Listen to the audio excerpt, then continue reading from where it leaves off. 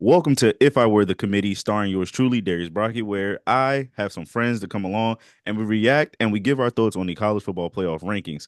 So, here with me today, I have another Big Ten insider with me, also a friend of the show and a friend of mine's personally, BT, Brian Taylor. What's up, man? How we doing, Darius? Thank you for having me. Honored to be here. Dude, I'm excited to have you here. I'm freaking stoked. Specifically because we're talking Big Ten today. For those who don't know, the committee has dropped the rankings last night, and what anybody who hasn't seen it, or if you live under a rock and you don't care about college football, here's where I come in. So, number one, Oregon, two, Ohio State, three, Texas, four, Penn State, five, Indiana, Notre Dame, six, Bama, seven, eight, Miami, nine, Ole Miss, 10, Georgia, 11, Tennessee, 12, Boise State. And just so people can be clear, the people who get left out or still have a chance, SMU 13, BYU 14, Texas A&M 15, and Colorado 16. Again, obviously, I have you here for a reason. Big Ten. When you got that notification, as we do in our emails, or if you're watching TV, how does it feel knowing that your conference has what, four teams in the top five? How does that feel? Four teams, yeah. It feels good, man. It feels interesting. I mean, Oregon, of course, is just, in my opinion, just head and shoulders above like the rest. At least they've been able to, build their resume over the course of the year. Ohio State are right behind them, only like a 3 point loss, I believe, to them, so not at all bad. Penn State, Indiana. I have a couple of thoughts on there, but we can get into that later. But absolutely love seeing Indiana get some more love. I think Yeah, maybe they shout even out deserve it a Indiana, little bit dude. more. Yeah. But it's great to see those programs get a little bit of attention to them. I wanna start there with Penn State. So had AMAC on, had Gorgie on. Eventually, I'll have more people on. It seems like Penn State is the outlier here of what people want. Where do you sit Penn State and where do they belong on this list here? You know, you lose to Ohio State. Who have you really beaten has always been a question for them in Texas. So where do you put them within that range? Are they a college football playoff team? Are they worthy of that home game, or would you put them as a team that has to battle it out on the road? So I do think Penn State is a good college football playoff team. I think they are worthy. I don't think they're quite at the level of the others like Oregon, Ohio State, Texas, even Alabama, and some of the other SEC teams. The thing with Penn State is they're not quite that complete team that I'm looking for. They have a very solid defense. I got a couple great contributors like on the line and in the secondary, but their wide receiving core is an absolutely massive question mark for them. Tyler Warren at tight end is, of course, one of the top targets, one of the best One of the pass best. catchers in America. Absolutely one of the best. And even besides pass catching, he can do almost anything. He can snap the ball to you, he can catch the ball, he can throw it, he can rush it, he can do whatever. So he is one of the great contributors for Penn State. However, we've seen Tyler Warren kind of be taken out of the game. Look at the Ohio State matchup, where I Yes. believe he had something around 40 to 50 yards, catching 40 to 50 yards, rushing as well. And Penn State needed the receivers to step up, and they just couldn't do it. Absolutely, absolutely. But so seeing Ohio State being able to take him away, that leaves me very concerned about the Nittany Lions. Do you They think if they should. play on a neutral field, do you think Penn State could beat Ohio State if they played on neutral field? If they were to run it back, neutral field, do you think they could beat them? Because four is pretty much telling me that you are close enough to beat them if we were to put this on another lane. If we were to make this a game that's specifically for you, night environment, white out, like all the antics have to go there, or we have to make it a neutral field. Could Penn State Right. win? I think 9 times out of 10, I'm going Ohio State in that matchup because we saw Ohio State take away their number one option, their one target. Penn State should have some kind of good running game with Nick Singleton and Katron Allen, but they don't always quite show up. And whether that comes down to them with the play calling, I'm not entirely sure. And it could fluctuate from the week. But I think also from a head coaching standpoint, I think Ryan Day has a clear advantage over James Franklin. But I think it is those extras that give Penn State that kind of help. That whiteout, I believe, is one of, if not the best environments in college football. And I was actually talking about this to you a couple of days ago, like while we were hanging out in the studio. I think Penn State I think it would be detrimental to them to have that first round bye because that means they don't have that home environment. They wouldn't have that whiteout. They wouldn't have that electric atmosphere at Beaver Stadium. So I think that is sort of almost like the hidden key to unlocking Penn State's potential, where they have that emotion behind them. So they On a neutral need field, that though, game. on a neutral field, I don't see them getting past the Buckeyes. Okay. That like again, we've always said it. Penn State, Texas, you two are the biggest outliers that are in that top five. Obviously, if for anybody who doesn't understand, if this was the playoffs, bracket goes either way, Penn State has a home game. So how it's set up for the brackets for those who aren't familiar with the college football playoff rankings now with this new 12 team format, four power four champions and one group of five champion. One thing that was very interesting is we go 1, 2, 3, 4. We have Oregon, Texas, Miami at three, Boise State at four, and I'm gonna get to you on that. I want to touch on that. But then when we talk about the Big Ten and who would have the home field advantages, three out of those four matchups would be Big Ten environments. It would go Indiana would host Ole Miss, Penn State would host Georgia, Ohio State would host BYU. Out of all of those, if the playoffs was to end today, which matchup are you would you want for your program? Like if you are a coach at one of these programs, which matchup are you would you be like, I'm trust my guys to win this game on this day? I think I would have to lean with Ohio State there. BYU, I have a lot of respect for them. Granted, I can't say I've really delved too much You into their don't film respect like this BYU. year. Just say you don't I respect the do a Big little 12. bit. I do a little bit. It's right there. But Ohio State with the shoe, that kind of playoff atmosphere too, with the horseshoe, that would be close to unmatchable. I would like to give Penn State hosting Georgia a chance because this isn't the same Georgia team that we're used to seeing year in year out as one of the big superpowers. They still are very very good, but they're not quite that complete team. And I'll probably mention like the complete aspect a couple times during the show, but they're not quite what they were last year. Okay. So I think right now I'd go Ohio State with that like preferred matchup. Penn State though, I'd give them a look. Out of the Big Ten, out of those four teams, Oregon, Ohio State, I'm gonna keep naming them for those in the back who can't hear, who just want to hear the SEC supremacy and this year's the Big Ten supremacy. Penn State, Indiana. Do you think Indiana is the most disrespected out of those four teams and why? Absolutely, yeah. I mean, I absolutely get that they have was it the 103rd ranked strength of schedule, I believe, Yeah, it's not that 106th, I strong. believe. Not that strong. You can only play who's in front of you on your schedule, so I can't really fault them terribly much. But they're winning in absolutely dominant fashion. They are But if you blowing think teams about out. it, their strength of schedule only changed because the preseason poll had them at 17. They weren't supposed to be here. So if you really think about it, this is supposed to be an easy win for everybody else. And it just flipped on its head where Michigan's not who they're supposed to be. Purdue obviously wasn't that good. Northwestern weren't that good. So many things changed. So like what are we really looking at here when we talk about Indiana being disrespected just because strength of schedule? Eye test says they're one of the best teams in college football. So why do you I feel test like they are pass. disrespected? Is it just because of that and that's how the committee just wants to look at it? I think it is that. I think a little bit also is that it's not the sexy brand that everyone is used to. If they had people have been saying all year, if they had the Michigan M on the side of their helmet, or if they had the Wolverine stripes going back, this would be a totally different conversation. The Indiana would have a lot more respect behind the selection committee, but they just don't have that kind of history to them. Luckily, this week when they go up against Ohio State, they have an opportunity to get arguably their biggest win in program history, That is maybe true. potentially, and that would absolutely cement them in this conversation.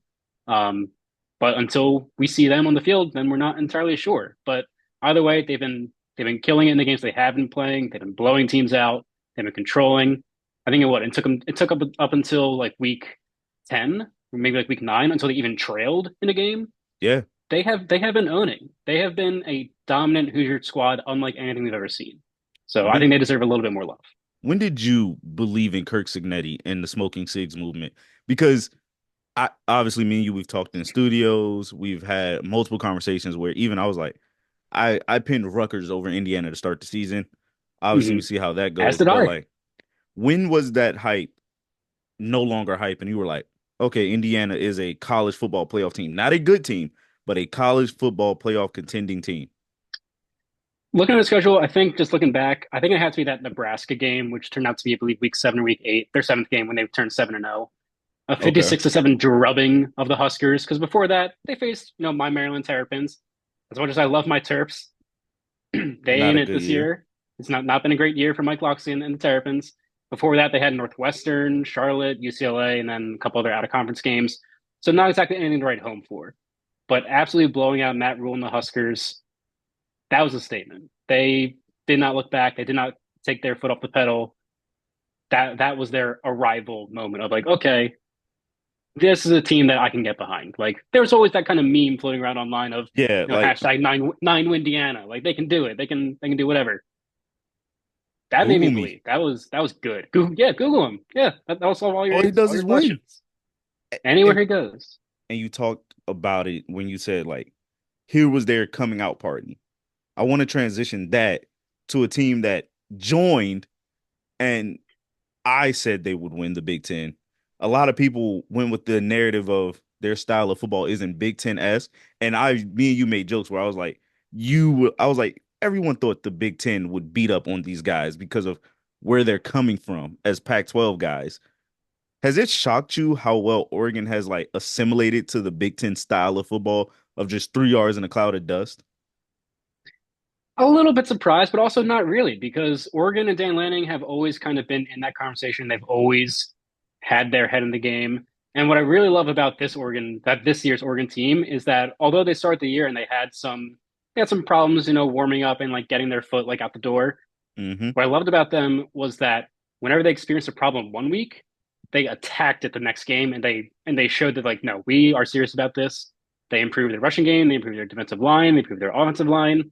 Whenever anyone had a complaint early in the season about this thing wasn't too impressive, they came out incredibly strong the next week, showing that they can improve and they worked on it in practice. They And answered so every they have just question. been able to evolve like throughout the season. What has been the most surprising about Oregon? Was it the I would say would it be the dominance of their run through the Big Ten so far? And again, you're only a product of your schedule, and everyone can look at how who you played other than Ohio State, or would that game specifically be that moment where like, everyone was fully convinced Oregon is a true team? Because again, you've listened to all the people. What was your immediate moment when you were like, Oregon is a big time player? Like, yeah, we had them in a preseason going in a little bit above Michigan because they lost everybody, but we all were kind of looking at the $20 million of Ohio State and thought that would just trump Oregon's. Did it take that Right. game to kind of dispel all that narrative behind at least for you, and what Oregon truly is in the Big Ten?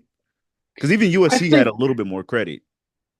Yeah, I think I pretty much agree with that because they absolutely had the hype coming into this year. They were still the Oregon Ducks. They were still a dangerous team. But coming into a new conference with the Big Ten, it's the down and dirty, put your nose in the grass, battle on the line of scrimmage, that kind of style of play.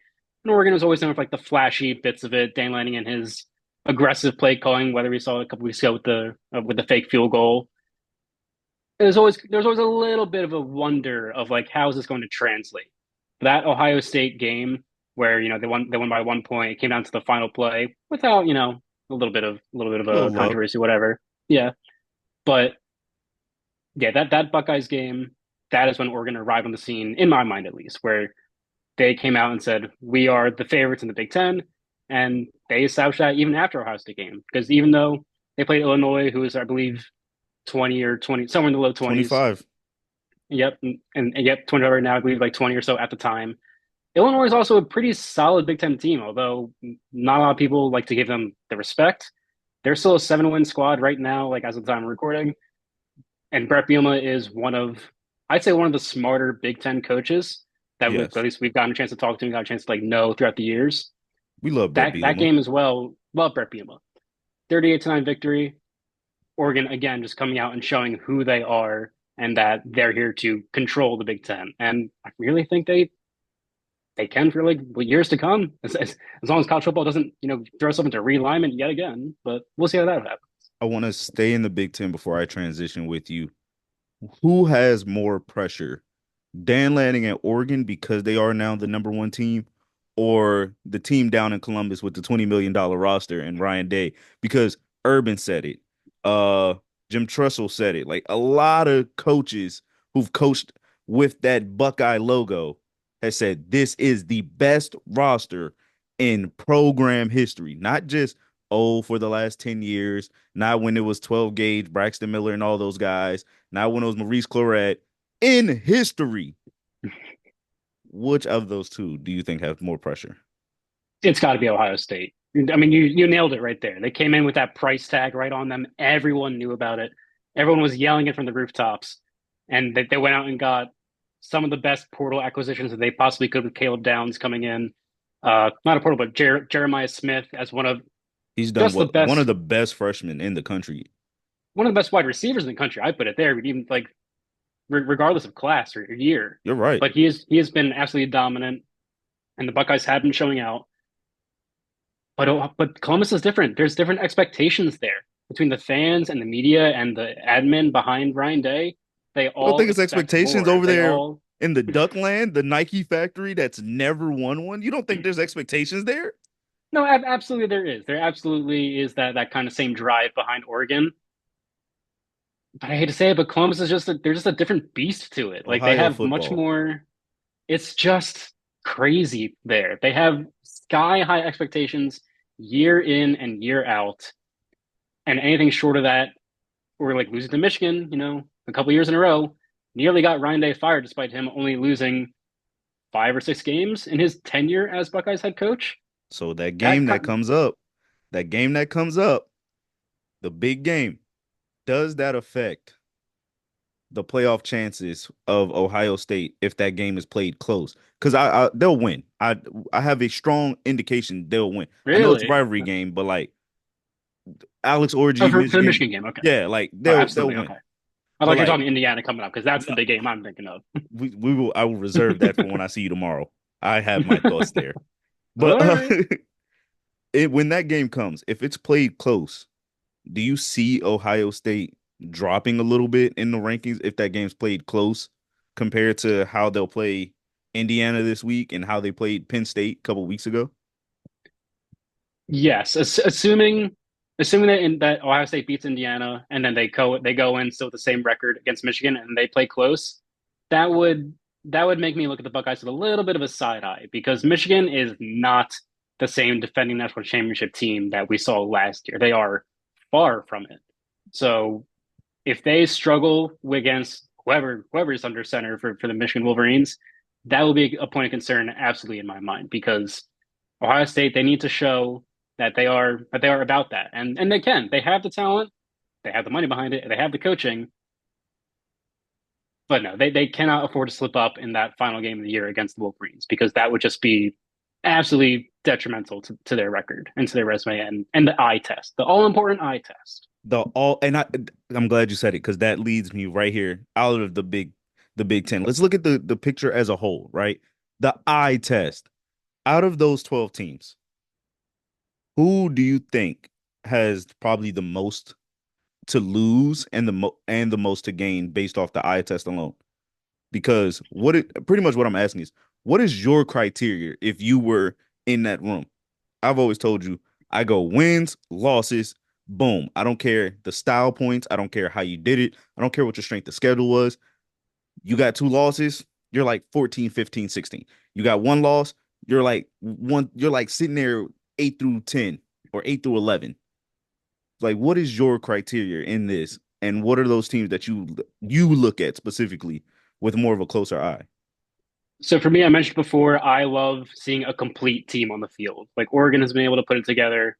Ohio State has been able to put it together. A team like Texas, they had a couple question marks throughout the year. They've been good though. However, that final game of the season against Texas A&M, that is going to have a lot on the line for them. That's a Uh, SEC championship on the line. that is, and we want to talk about Lane Kiffin's comments about the championship games potentially, impacting Yes. later. We can get to that Yes. because that I think is a very interesting argument. I think there are points for both sides. But also with Georgia right there, like I said before, they're not the same Georgia Bulldogs of last year where they were just loaded with absolute, showstoppers of talent. But they're 10. Do you agree with them being 10? It's weird. It's like that SEC has like they have that 14 cluster, but the three of them have almost like a circle of death where was it Alabama, Tennessee, and Georgia have each beating each other in a little Yeah. bit of a perfect Alabama ring. beat Georgia. Georgia beat Tennessee. Ole Miss beat Georgia. Right. And So Tennessee lost to Alabama. I mean, yeah, Tennessee beat Alabama. I was a little bit surprised when the rankings came out that Georgia was below Ole Miss because although I haven't been too high on the Bulldogs like talking right now, I would still rank them above Ole Miss because I just think they have that pedigree to them. But You like that can't head-to-head do that. You matchup can't just is say I pedigree, know. BT. You can't do that, dude. I Because know, I that's know. the bias of just saying this logo means this. And you just said it about Signetti and his Indiana team. Exactly. I was about to say that. Yeah. Like you just said it about the Hoosiers. If they had that blue, that maize and blue, they'll be sitting at But number it's two, number three. but it's that weird like that kind of circle of they've got you, but they've got you, and they've got you. Because then Alabama jumped a couple spots this past rankings up to number 7. Miami had a bye, but Alabama only what beat Mercer, I think, this past And week. and how does that work? Like as the committee, or should we look at this in a way of saying who you play matters? Because it seems like we only make that argument for specific teams and specific conferences. I'm just throwing that out there. Wink, wink. It only matters for certain conferences that like who you like. Kirby Smart has said it. This is a pretty damn tough league. And he's only talking about the SEC. We beat up on each other. But we've heard when the Big 12 beats up on each other. We heard, matter of fact, that was the death of the Pac 12. The death of the Pac 12 was literally all they do is beat up on each other. Therefore, there's no dominant team in this conference. How does that argument only work for the Big Ten and the SEC right now? When that It's literally killed the Pac 12. That's now the Pac 2 that will be the six pack in 2026. it's one of college football's greatest questions right now. Because on that same note, with Texas, although I do really want to like them, looking at their schedule, they did beat number 10 Michigan early in the season. But man, now we know what kind of Michigan team this really is. So really, their top win is against Vanderbilt. So going back to Vanderbilt and like Arkansas is considered their key wins, which Vanderbilt was ranked 25 at the time when they played. right, yeah. So like when it goes back to like who you played and who you beat, like although Texas is high up in those rankings, I kind of think they're a little bit at risk if they lose to Texas A&M. I think they could really come plummeting down the rankings and being at risk of being left out because they're not a part of that circle of three other SEC teams where they kind of like rock paper scissors each other. They Yeah. might just be the odd man out. And that would really be really disappointing because we hear so much about the SEC and how much of a grind the schedule is and how tough the competition It is. beats up everybody and yada It beats yada. up everybody. But then we to go there and say that although they lost to Georgia, they beat Vanderbilt and Arkansas. There's the two things to write home about. So So it's kind of confusing. let's talk about the important part. You hit it when you talked about Lane Kiffin. For those who don't know, Lane Kiffin in his press conference talked about how it almost seems more, and I'm just paraphrasing because I don't remember the quote off the top of my head, and if I find it, I'll splice it somewhere in this video somewhere. Uh, Lane Kiffin pretty much said he talked to coaches within the conference, and it almost seems like it's better to not play in your conference championship game because it'll benefit you in the long run. Is that something we should be concerned about as college football fans? And obviously we work in it, so we get to see it more up close. But like as fans, as committee members, like I say, if I were the committee, is that something like we should be worried about? Should the conference championships matter? Because based off that statement, and when you look at that cluster, like you said, Georgia, Ole Miss, Tennessee, Alabama, that's their cluster. Texas A&M also. Then you have your cluster of teams who may not play for the Big Ten championship in Penn State and Ohio State. Is that a cluster that we have to take into consideration? That like, does conference championships are they going to matter when we get to those last 2 weeks? Well, first off, I think they absolutely should matter because they are, the crowning achievements of the regular season. This is what we play for. We can't just ignore the conference championship games because it might impact things later in the playoffs. Those games still have to matter. It would really suck if Texas, loses, let's say just Texas loses in the SEC championship game. They might go tumbling down. We were talking about it this morning, me and AMAC, like in between commercials on Big Ten this morning. We were kind of throwing around the idea of what if both of the conference championship teams that make that game, what if they both get an auto bid. It's not quite the answer either because if it's a close game, sure, you could be really impressed by both teams. But what if, say, like a couple years ago when it was Michigan versus Iowa in the Big Ten title game, Oh, Iowa gets smoked? You don't really kind of want that second representation of being like, boom, they're in, because that a little I bit would. kind of muddies the process. I would. And I've pitched this to you. I pitched it to everybody. I think, and Gorgie at one point agreed, and we'll figure out the semantics in the perfect world. I say conference championship, conference runner-ups, those are your autos. Conference champions, boom, those are your buys. Your other autos, between those four of the power four runner-ups, that's when you could do the resume test. That's when you could do your eye test. That's when you can do your head-to-heads. And that'll structure your seating. Now everything else, just make it at large with your group of five champion. That sounds very easy because yes, you can have one of those years where you have a Iowa, Ohio State, which is fine.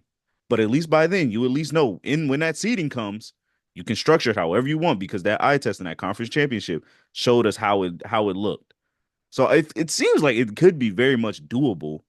It does seem like doable, but it just matters of like what kind of taste is left in your mouth after, whatever game is played. Because if it's an absolute dog walk of a game and, team X destroys team Y, Think about it like you're not gonna this. look at it's gonna be you're gonna have those kind of rose tinted glasses, although the other way of just I'm not sure We have about them that now. one.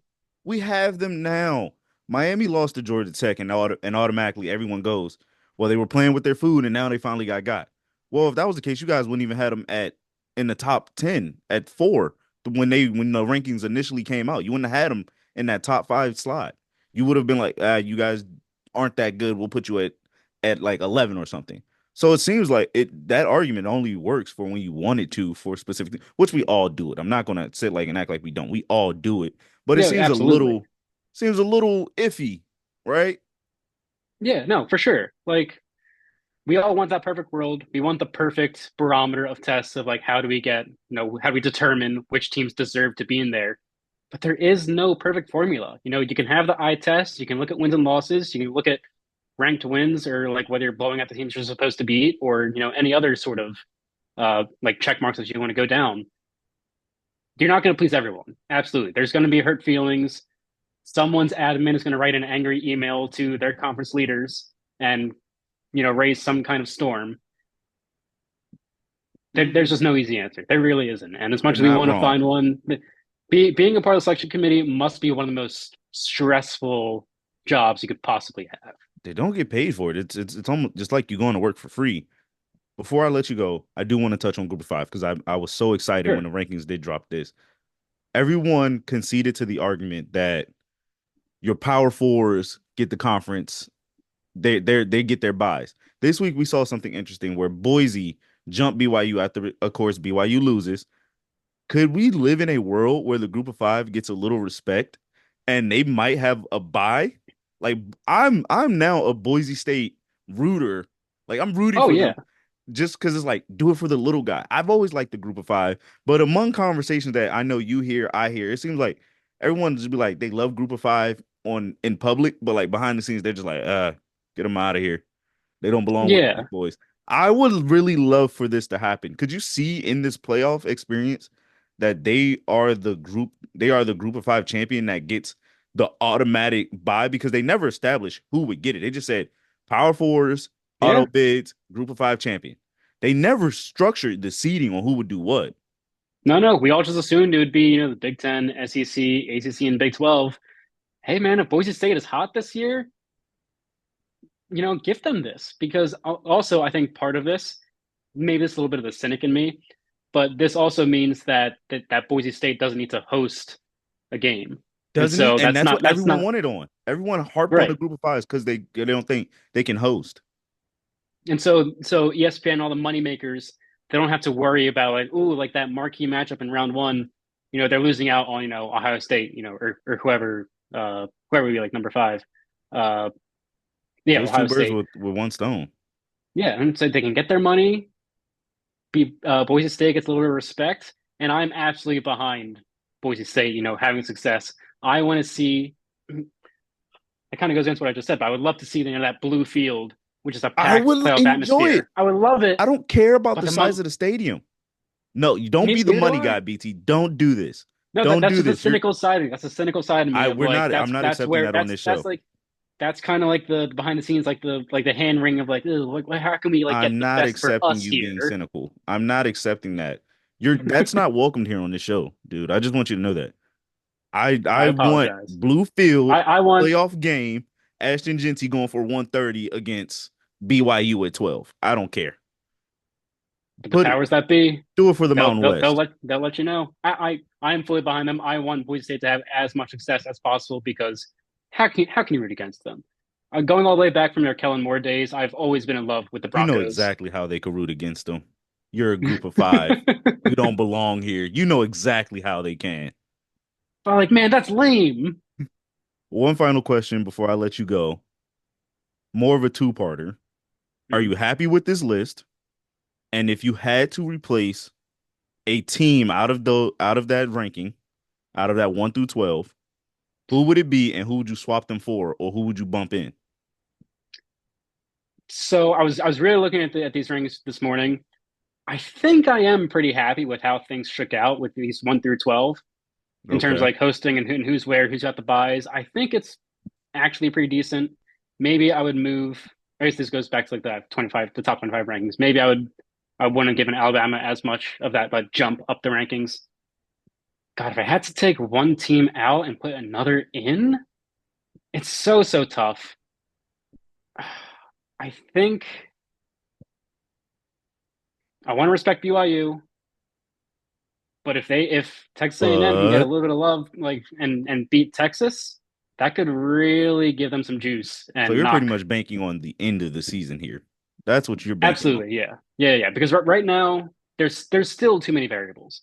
Boy, it'd be nice if the SEC played a ninth conference game to get a little more Oh, we would clarity love that. And between it just so that happens the cluster year group. without divisions, now this is the super toughest league of all time, Of where course, it always is. beforehand Georgia did their thing because they had to play Kentucky, Vanderbilt, and oh, we they know what they're doing. They know what they're They doing. absolutely Greg do. Sankey knows what he's doing. He knows. Yeah, they know Uh, they're due. They know how to get their money. you like you know, guys, you guys are lucky we don't have enough time. I would do this. I've had my revisions about the SEC this year after being called a SEC supporter by AMAC behind the scenes for almost a year now since I met you guys. He says it So, daily, by the way. uh, see, look, he's wrong. I love the ACC. I was an ACC fan first before I was working for the SEC. Let that be on Hey, the record. and hey, shout out to my best friend Scott. Throw up to you, man. Hey, Love we Miami. if we get our shit together, we could be. We could be. But you know what? That's another conversation for a later date. BT, I want to thank you for joining me. Uh, drop your socials where people can find you at and whatever projects you got coming up or anything you want to shout out, dude. Floor is yours right Yeah, here. thank you, sir. Yeah. Well, first, thank you for having me on. If anyone likes more of that, you can find me on Twitter at BE Taylor 25. Instagram, I use Bryan Taylor 23. Although I rarely post, I will try to do more of that. But this was a ton of fun, and of course, listen to SiriusXM Big Ten this morning, channel 372. Me and AMAC behind the scenes, Matt Chick, Anthony Herron, featuring Ben Hartsock as well on Fridays. Absolutely amazing group of guys. I love working with them every single day. Super smart, great chemistry. I can't say enough good things about the squad we have over on Big Ten Radio, but Boo. Big just Ten find me sucks. there. Boo. Big Ten sucks. I will. You guys are the conference is so boring. You guys just run the ball. There's no explosives in the. You know. Dan Lanning says hi. He's the only savior you have for your style of football. We've talked about this. You weren't appreciative Hey, enough of the style of football. hey, they're Big Ten now. I can claim them for as long as I want. All those USC UCLA legends of the past. You Reggie know, we're Bush, done. We're Big done. Ten We're done. alum. We're done. We're done. I'm ending the show. Everybody, this is If I Were the Committee, episode 3. Yes, because third week of the rankings. You guys know where you can follow me, Brockett Media, on everything. I will see you guys next week. I'm trying to work on a very special guest. That one, don't know how that'll work out. So I'll see you guys at the next video.